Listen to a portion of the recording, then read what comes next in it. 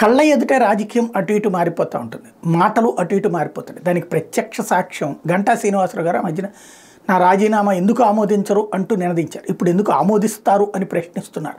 ఎలా ఆమోదిస్తారు అని ప్రశ్నిస్తున్నారు. ఆ రోజున ఆమోదించకపోవడం వెనకాల కుంభకోణం ఉంది, ఇప్పుడు ఆమోదించడం వెనకాల కుంభకోణం ఉంది అని చెప్తుంటారు. ఓవరాల్గా సరే ఆయన పాపం ఏ ముహూర్తంలో రాజీనామా చేశాడో కానీ కరెక్ట్గా ఈ టైంకి వాడుకున్నారు. ఇప్పుడు ఆయన తను స్వహస్తాలతో రాజీనామా చేసి తనే 2 సార్లు స్పీకర్ని కలిసి రాజీనామా ఆమోదించమంటే అప్పుడు ఆమోదించలేదు. ఎందుకంటే ఆ రోజున ఆమోదిస్తే ఎన్నికలు జరపాల్సి వస్తుంది, బై ఎలక్షన్ జరపాల్సి వస్తుంది. అక్కడ మళ్ళీ తను గెలుచుకుంటే కనుక అది వైసీపీకి ఎదురు దెబ్బ అవుతుంది. కాబట్టి అప్పుడు ఆమోదించలేదు. ఇప్పుడు వచ్చేటప్పటికి ఎందుకు ఆమోదించారు? ఇప్పుడు ఇక బై ఎలక్షన్ ఉండదు, 6 నెలల లోపు అయితే కనుక బై ఎలక్షన్ ఉండదు.